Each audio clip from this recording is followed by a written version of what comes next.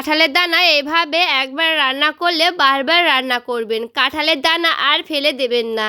কাঁঠালের দানা পরিষ্কার করার গোপন টিপস 1 মিনিটের মধ্যে আপনিও কিন্তু খুব সুন্দর সাদা ধবধবে করে নিতে পারবেন কাঁঠালের বিচি। নমস্কার বন্ধুরা, অমৃতাদি কুকিং চ্যানেলে সবাইকে স্বাগত জানিয়ে আবারও হাজির হয়েছি। তো যে সকল বন্ধুরা ইউটিউব চ্যানেল থেকে দেখছেন তারা প্লিজ চ্যানেলটাকে সাবস্ক্রাইব করে আমার পাশে থাকবেন, আর যারা ফেসবুক থেকে দেখছেন তারা পেজটাকে ফলো করে রাখবেন। আর স্কিপ না করে পুরো রেসিপিটি দেখা অনুরোধ রইল, লাইক দিয়ে ভিডিওটি দেখবেন। তো চলুন রেসিপিটি দেখে নেওয়া যাক। এখানে দেখুন বন্ধুরা, নিয়ে এনেছি কাঁঠালের বিচি। আর দেখুন কতটা সুন্দর কিন্তু কাঁঠালের বিচিগুলো। এইগুলো কিন্তু কাঁঠাল খাওয়ার পর এই বিচিগুলো ধুয়ে রেখে দিতে হবে। আর আমি কিন্তু খুব ভালো করে ধুয়ে রেখে দিয়েছি পরিষ্কার করে। তার জন্য দেখুন এগুলো কিন্তু শুকনো করে রেখে দিতে হবে, না হলে কিন্তু কালো কালো হয়ে যাবে। মানে কাঁঠাল বিচিটা ধুয়ে ভালো করে পরিষ্কার করে শুকনো করে রেখে দিতে হবে। তো দেখুন খুব ভালো করে কিন্তু আমি রেখে দিয়েছিলাম। তো এখানে আমি প্রথমে এই খোসার এই সাদা অংশটা কিন্তু ছিলে নিব। তো এটা কিন্তু অবশ্য করে ছিলে নিতে হবে। তো এই যে এখান থেকে আমি এইভাবে মুখটাকে একটু কেটে নেব। আর দেখুন মুখটা কিন্তু আমি খুব ভালো করে এইভাবে কেটে নিয়েছি। এরপরে এই যে এই যে আঙুল দিয়ে কিন্তু খুব ভালো করে আমি এইভাবে কেটে খোসাটাকে ছাড়িয়ে নিচ্ছি। তো এই খোসাটা কিন্তু ছাড়িয়ে নিতে হবে অবশ্য করে বন্ধুরা। এই দেখুন খুব ভালো করে কিন্তু ছাড়ানো যাচ্ছে, দেখে বুঝতে পারছেন। আর দেখুন কত সুন্দর কিন্তু খোসাটা আমার ছাড়ানো হয়ে গেছে। এইগুলো কিন্তু খুব ভালো করে পরিষ্কার হয়ে যাবে। তো প্রথমে আমি এই খোসাটা আগে ছাড়িয়ে নিচ্ছি, তারপরে কিন্তু সবগুলোই কিন্তু আমি এইভাবে খোসাটা আগে ছাড়িয়ে নেব, তারপরে সেই লাল খোসাটাও কিন্তু আমি ফেলে দেব। তো প্রথমে একটু এইভাবে আগে এই সাদা অংশটা বের করে ফেলে দিতে হবে। আর দেখুন কতটা সহজ হয়েছে, খুব সহজে কিন্তু এটা ছাড়ানো যায়, খুব একটা সময় লাগে না, ঝটপট কিন্তু হয়ে যাবে। সবগুলো আমি এভাবে বেছে নিচ্ছি, তারপরে ফিরে আসছি।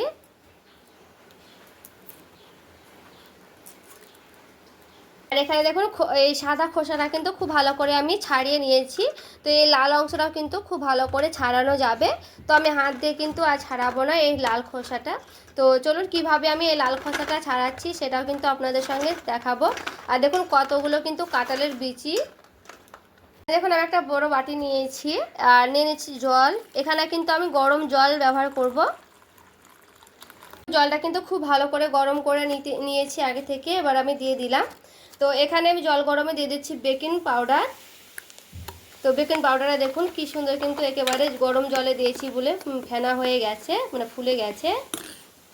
এরপরে দেখুন দিয়ে দিচ্ছি সেই কাঁঠালের বীজগুলো। এরপরে কাঁঠালের বীজটা দিয়ে খুব ভালো করে একটু এইভাবে নাড়াচাড়া করে নিচ্ছি। পরে আমি এখানে 30 মিনিটের মতো রেখে দিচ্ছি। 30 মিনিট পর ঢাকা দিয়ে রেখে দিয়ে তারপরে ফিরে আসছি। দেখবেন কতটা সুন্দর কিন্তু চকচকে হয়ে যাবে বন্ধুরা। এরপর আমি ঢাকা দিয়ে রেখে দিলাম, 30 মিনিট পর ফিরে আসছি। আর এখানে দেখুন প্রায় আমি 30 মিনিটের মতো কিন্তু ঢাকা দিয়ে রেখেছিলাম। আর এখানে দেখুন জলটা কিন্তু গরমই রয়েছে বন্ধুরা, যেহেতু আমি ফুটন্ত গরম জল দিয়েছি, এখনও কিন্তু হালকা গরম আছে জলটা।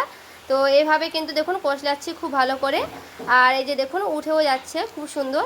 এরপর দেখুন খুব ভালো করে এইভাবে কিন্তু কষলে নিচ্ছি।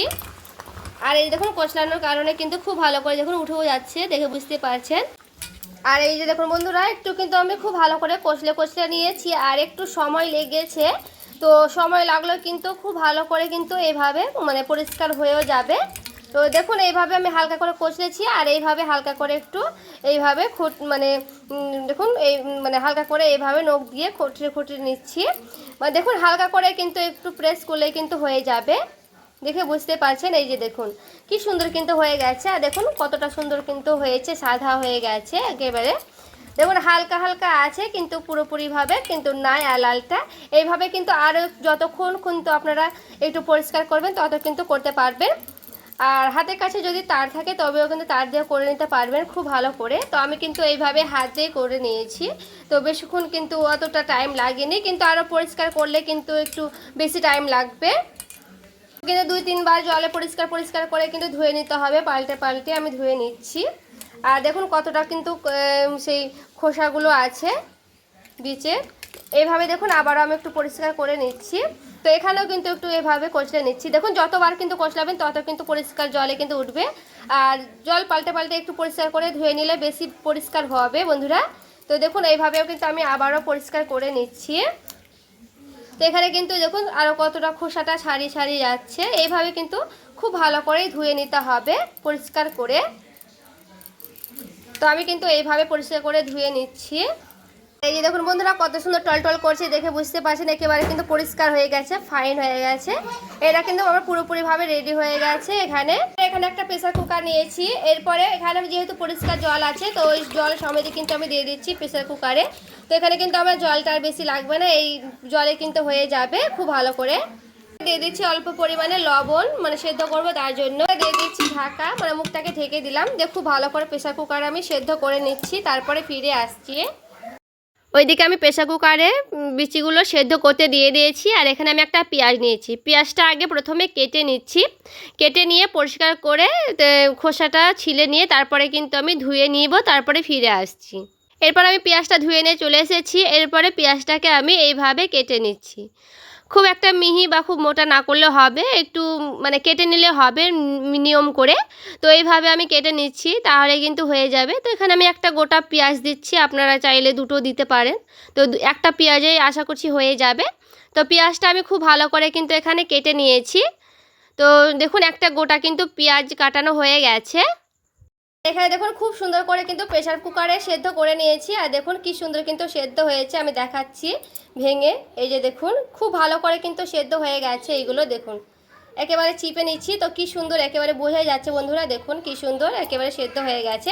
তো চলুন এগুলোকে আমি শিলপাটাতে একেবারে মিহি করে নিয়ে চলে আসবো বেটে। এখানে দেখুন শিলপাটায় নিয়ে চলে এসেছি। এরপরে আমি বাটি থেকে সবগুলোই মানে শিলে ঢেলে নিলাম। এরপরে খুব ভালো করে মিহি করে কিন্তু বেটে নিতে হবে। যেহেতু মানে একেবারে প্রেসার কুকারে সেদ্ধ করেছি, তো খুব সুন্দর করে কিন্তু বাটানো যাচ্ছে, দেখে বুঝতেই পারছেন। এভাবে কিন্তু আমি 2-3 বার মানে পাল্টে পাল্টে বেটে নিয়েছি মিহি করে। একেবারে কিন্তু মিহি করে বেটে নিতে হবে, আর খুব ভালো করে কিন্তু বাটানো হবে। তো দেখুন সবগুলো কিন্তু আমার বাটানো শেষ। এরপরে এভাবে খুব ভালো করে টেনে নিচ্ছি। তো খুব ভালো করে দেখুন বাটানো হয়ে গেছে। আর দেখুন একটাকে না আমি এইভাবে গোটা করে নিলাম। এখন কড়াই বসে নিয়েছি, কড়াই দিয়ে দিচ্ছি সরিষার তেল। কেটে রাখা পেঁয়াজটা আমি দিয়ে দিচ্ছি। এখন একটা গোটা শুকনো লঙ্কা দিয়েছি। এরপর আমি ভেঙে ভেঙে দিয়ে দিচ্ছি লঙ্কাটা। গোটাটা লঙ্কা কিন্তু আমি দিয়ে দিলাম এখানে। এরপরে লঙ্কাটার সঙ্গে পেঁয়াজটা খুব ভালো করে লাল লাল করে কিন্তু ভেজে নিতে হবে। আর আমি দিয়ে দিচ্ছি কালো জিরে। কালো জিরেটার সঙ্গে খুব ভালো করে এইভাবে আমি নাড়াচাড়া করে নিচ্ছি। তো পেঁয়াজটা আমার খুব ভালো করে কিন্তু ভেজে নিতে হবে লাল লাল করে। দেখুন দিয়ে দিচ্ছি হলুদের গুঁড়া, সামান্য করে লবণ, যেহেতু আমি সেদ্ধর সময় কিন্তু লবণ দিয়েছি তার জন্য অল্প করে লবণটা দিলাম। খুব ভালো করে হলুদ আর লবণটা কিন্তু নাড়াচাড়া করে নিচ্ছি দিয়ে। তো এখানে দেখুন পেঁয়াজটা খুব ভালো করে কিন্তু আমার ভাজানো হয়ে যাবে।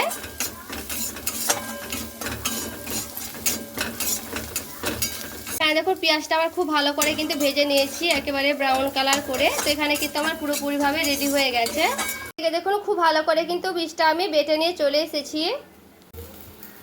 এরপরে একটু আমি এইভাবে করে নিলাম। এরপরে দিয়ে দিচ্ছি সেই পেঁয়াজ আর লঙ্কাটা। খুব ভালো করে সেই পেঁয়াজ আর লঙ্কাটাকে আমি দিয়ে এইভাবে মেখে নেব, কারণ পেঁয়াজটা একটু গরম রয়েছে বন্ধুরা। এরপরে দেখুন লঙ্কাটা কিন্তু একেবারে মুচমুচেভাবে ভাজানো হয়েছে। এরপরে আমি এইভাবে ভেঙে দিচ্ছি, কারণ গরম আছে তার জন্য। কিন্তু ঠান্ডা হয়ে গেলে একেবারে মানে লঙ্কাটা একেবারে কিন্তু এরকমভাবে মিক্স হয়ে যাবে। তো খুব ভালো করে কিন্তু এইভাবে আমি পেঁয়াজটার সঙ্গে মাখিয়ে নিচ্ছি। দেখুন যেহেতু কাঁঠালের বীজ একটু শক্ত দানাগুলো, তার জন্য কিন্তু এইভাবে হাত দিয়ে একটু মাখিয়ে নিতে হবে, মানে চটকে চটকে। তো আপনাদের হাত দিয়ে যদি না পছন্দ হয় তাহলে কিন্তু যে কোনো দিয়ে কিন্তু ভালো করে মাখিয়ে নিতে পারবেন আপনারা নিজেদের পছন্দ মতো। তো এখানে আমি হাত দিয়ে কিন্তু খুব সুন্দর করে মাখিয়ে নিলাম। আর দেখুন কি সুন্দর কিন্তু হয়ে গেছে মাখানো বন্ধুরা। এরপরে দেখুন খুব ভালো করে কিন্তু মাখিয়ে নিয়েছি। আর দেখুন কি সুন্দর কিন্তু ভর্তাটা হয়েছে বন্ধুরা। আর এই দিয়ে তো খেতে দারুণ লাগবে। আর গরম গরম ভাতের সঙ্গে এরকম ভর্তা হলে জাস্ট দারুণ লাগবে। সকালে গরম ফেনা ভাতের সঙ্গে কিন্তু দারুণ লাগবে বন্ধুরা। তো দেখুন কতটা লোভনীয় হয়েছে। তো আপনাদের যদি এই ভর্তা রেসিপি ভালো লেগে থাকলে প্লিজ লাইক করবেন আর চ্যানেলটাকে সাবস্ক্রাইব করে আমার পাশেই থাকবেন। তো দেখা হচ্ছে আর একটি রেসিপির সঙ্গে। সবাই ভালো থাকবেন, সুস্থ থাকবেন।